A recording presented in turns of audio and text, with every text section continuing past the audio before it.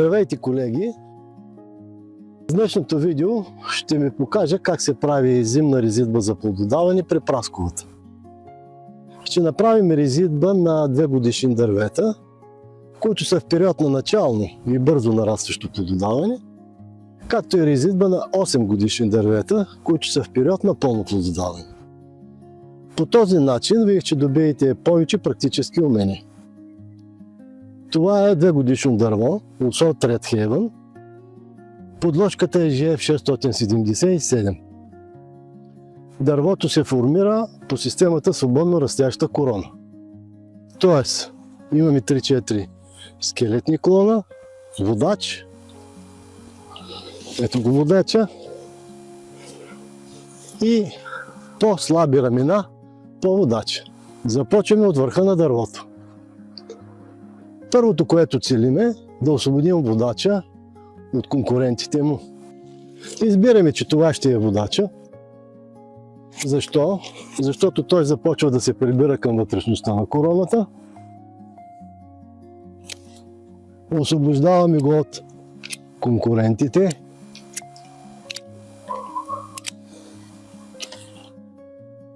И премахваме лакомците.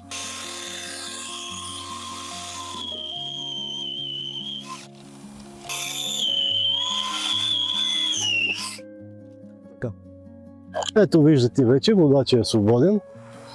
Започваме да режем и обрастваща дървесина по него. Освобождаваме, но тук ще започнем и да натоварваме с плодове. Трябва да знаете, че най-качествената плододаваща дървесина, това са смесените клончета. Ето, виждате, че те в основата си имат една-две листни пъпки, на върха си също, а средната част комбинация между листни и плодни пъпки. Те са с дължина между 40 и 60 см. Ще ги познаете по червеникавия цвят на кората им. Ето. От тук се получават най-качествените прасковени плодове. Тази смесена клонка я оставяме. Леко можем да съкратим. Стара дървесина можем да отрежем така на чепче.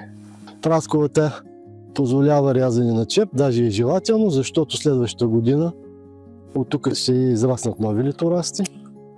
Винаги вътрешността я почистваме. Прасковата е изключително светлолюбив овощен вид. Залага плодни пъпки само при достатъчно светлина. Стара дървесина не е необходима. С това резидбата на водача приключи.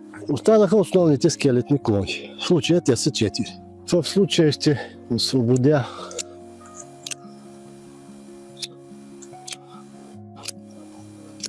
този скелетен клон от прекалено натоварване. Вътрешността ще я почиста. Ориентираните вертикално долу ги премахвам.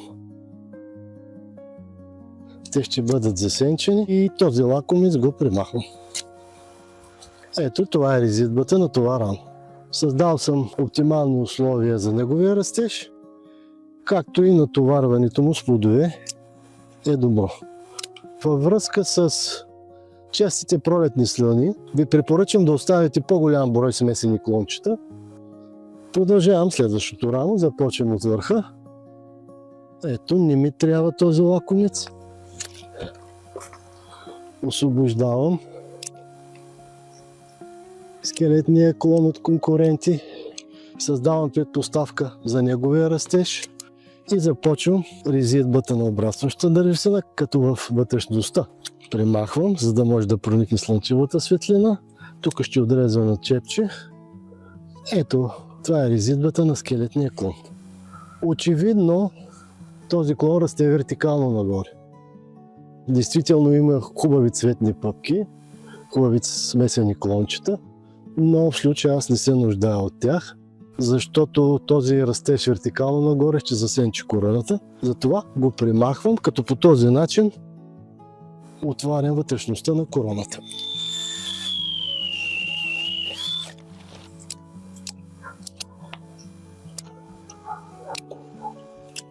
Този лакомец е добре обраснал с плодни пъпки. Ако го примахна, прекалено много ще огола короната Затова предпочитам тази година да го натоваря с плодове. Ще го съкратя тук. И започваме прореждането на плодаваща дървесина. Тук подобна е ситуацията. Освобождавам, за да може да нарасне продължително на скелетния клон. Не се нуждае от плодове тук. Примахвам тези във вътрешността и резидбата е почти приключила. На този етап, както казах, дърветата са 2 годишни, прекалено рано е да правя съкращаване и да ограничавам тези рамена. Разстоянието е 5:3, то е доста голямо, така че трябва да се запълни вътре редовото разстояние, за да може да се получи един овощен плет. Ето. Сега, каква е ситуацията тук?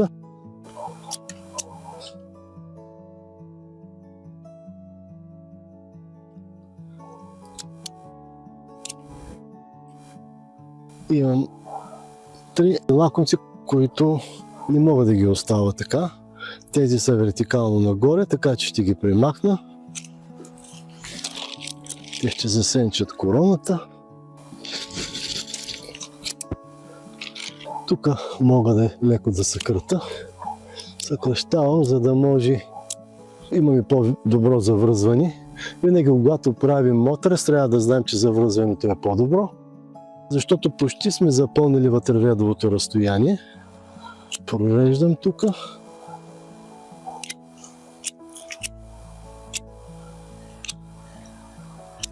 Ето това е резидбата на дърво, което се формира по системата свободно растяща корона.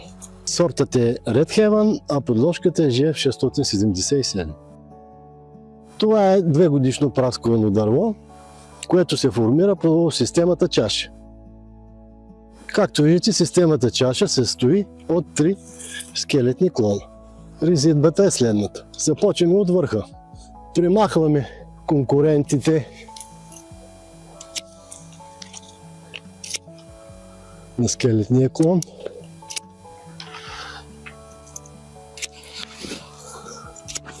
Почистваме дървесината във вътрешността. Прасковата е изключително светлолюбив овощен вид, така че трябва да осигурим максимален достъп на слънчевата светлина. Можем да режем на 2-3 пъпки, така нареченото чепче. Това благоприятства растежа през следващата година и създава условията за по-добър вегетативен растеж. Важното при резидбата на прасковата е да знаем, че най-качественото плододаване се получава от смесените клончета. Ето едно смесено клонче. То се характеризира с това, че в основата винаги има 1-2 листни пъпки, върхната пъпка също е листна, а в средата са разположени групово комбинации между листни и плодни пъпки. Търсим ги, познават се по червения цвят. От тези клончета ще се получи най-качествената продукция. Продължаваме с резидбата. Прекалено са гъсти.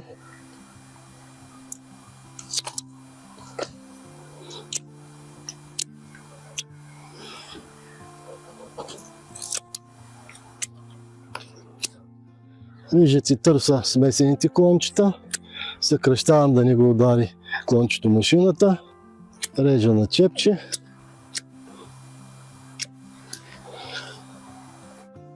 Мога да проредя още малко, все пак дървото е 2 годишно, не бива много да го натоварвам. Но също трябва да знаете, че ще оставим по-голям брой смесени клончета, така че за да получите качествени плодове, трябва да извършите прореждане на завърса. Продължаваме с следващия скелетен клон. Ето, първо примахваме този лакомец. Лакомците с дължина над метър. По тях има предивременни клончета, които в голямата си част са смесени. В случай, че нямаме достатъчно смесени клончета като това, можем да насочим плододаването и тук. Тоест да запазим част от лакомица, ние правим следното, освобождаваме продължителя. Това ще е продължителът на скелетния клон. Почистваме както предния във вътрешността, за да осигурим максимално светлина.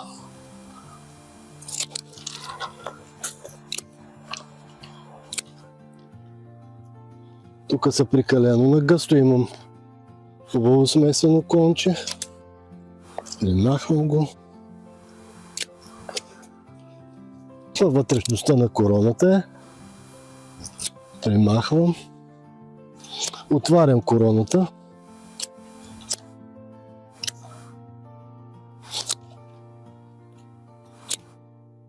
Мога да съкратя. Продължавам надолу. Потоварям. Ето тук ще съкратя. Тук. Прекалено ниско е тук.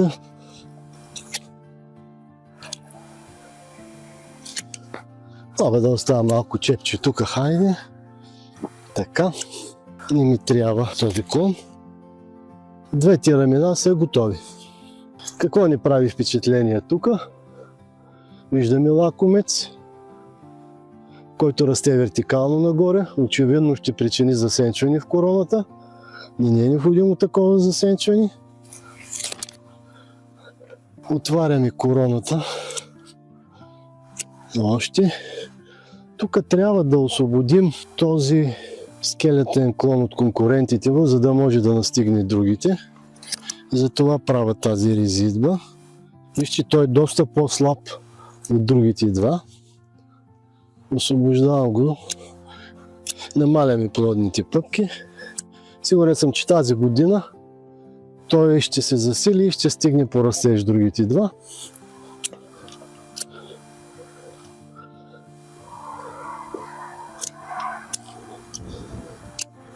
Оглеждаме още един път дървото.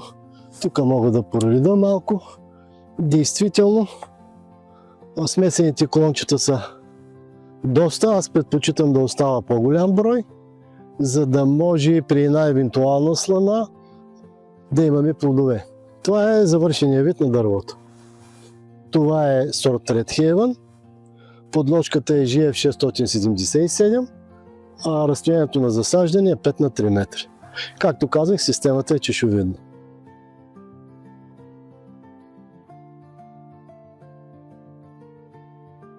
Колеги, продължаваме с резидбата. Това е 8 годишно дърво, сортът е Red Heaven, подложката е GF 677. Сега ще ви покажа как се прави резидба за плододаване. Принципите са същите, които ви показах при 2 годишните дървета. Изчистваме вътрешността на короната, премахваме лакомците и насочваме плододаването към смесени клончета, като това. Така че започвам от върха на дървото. Колеги, виждате, старая се да оставя смесени клончета. Старата дървесина я примахвам, съкращавам.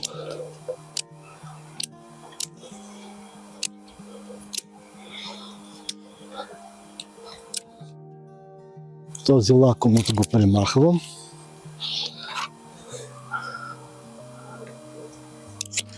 Стара дървесина. Имаме един лакомец с силен растеж. Премахваме го.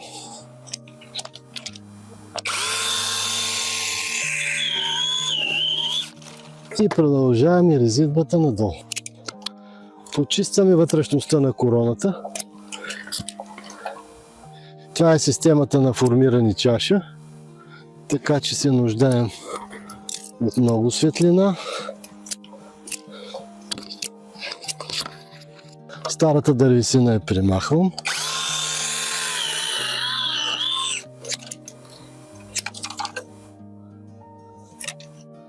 Можем да разчитаме някакъв плод, продължаваме нагоре.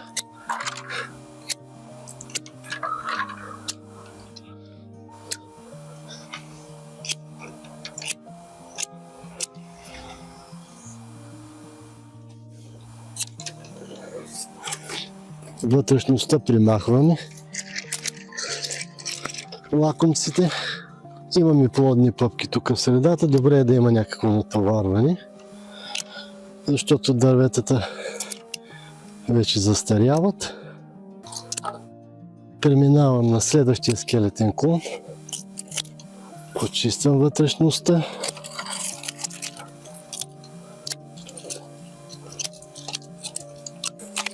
Премахвам този лакомец. Извършвам резидбата отгоре надолу.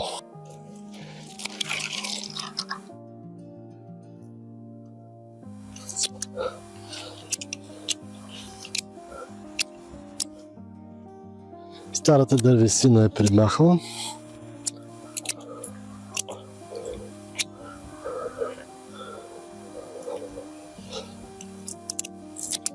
Натоварването тук е добро. Слизам надолу, премахвам стара дървесина.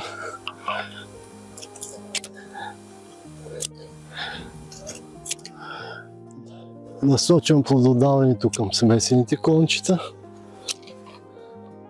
Премахвам лакомците във вътрешността на короната.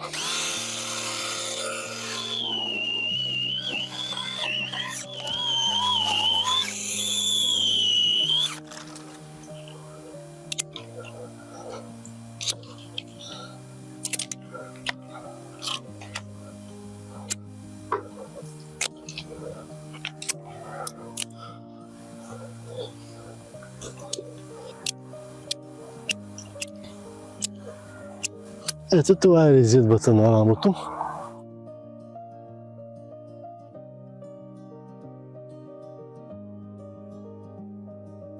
Започваме резидбата на третия скелетен клон.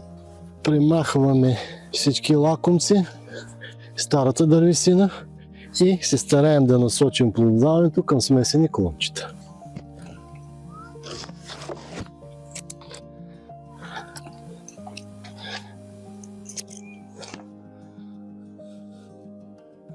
Виждате, избирам най-добрите. Ето, тези предивременни клончета не са ми нужни тук.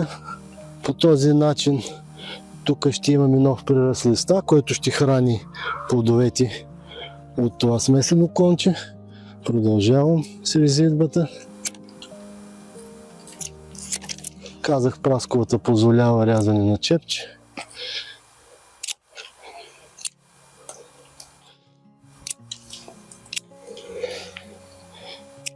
Тази структура ще я премахна напълно.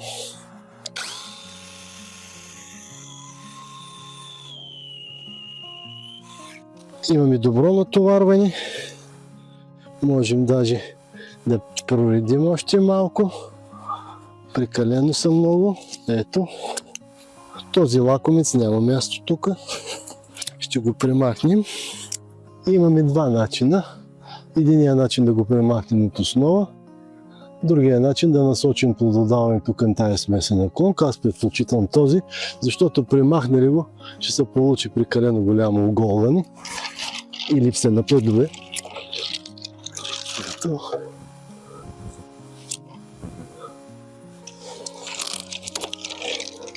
Вертикално надолу този клон ще бъде засънчен. Плодовете няма да са с добро качество. Имам смесена клонка чудесна тук. Леко съкръщавам, че е дълга. Премахвам във вътрешността. Както говорих неколкократно, да прониква слънчевата светлина. Този сухия клон задължително ще го махна. Търся най-добрите, те са вертикално надолу, очевидно няма. Вертикално надолу няма. Затова правя така. Имам чудесни тук. Ето ги.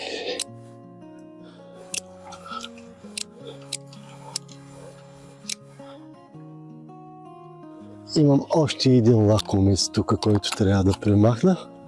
Ще се опитам с ножицата, въпреки че е доста дебел. Надявам се, че ще успея. Прасковата има мека дървесина. Ето. Остана ни този лакомец. Какво можем да направим? В случая не е желателно неговото премахване, защото той има плодни пъпки, макар и на върха. А ако го премахнат, то тогава ще имам прекалено голямо оголване, дърветата вече не са толкова млади, така че е нормално да израстват структури от този тип. Просто леко прореждам и ще го използвам за плододаване. Ето това е рамото.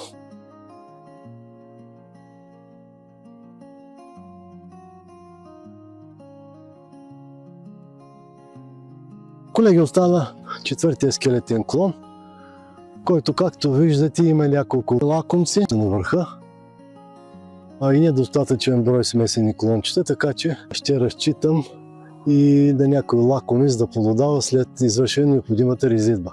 Но първо примахвам тези лакомци, които са с най-силен растеж.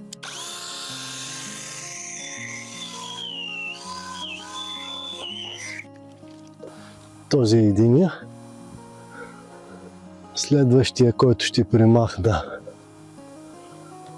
е този.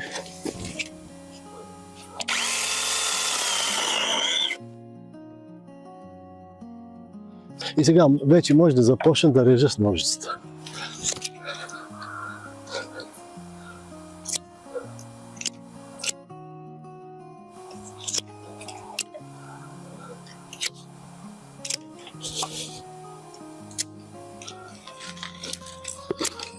Подмладявам. Старите структури ги премахвам. Мога да съкратя, този е прекалено дълъг. Слизам надолу. Тук имам прекалено гъсто. Вертикално надолу примахвам го. Ето тук.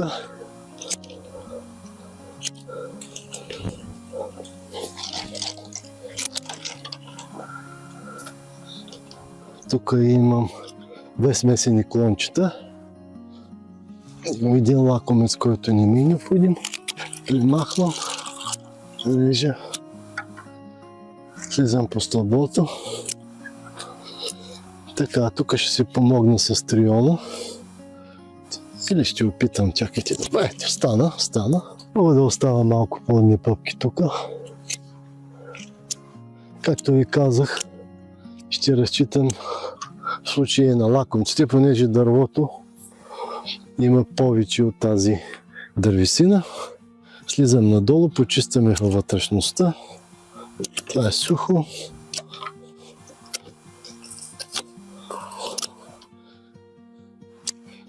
Това е резидбата на скелетния клон.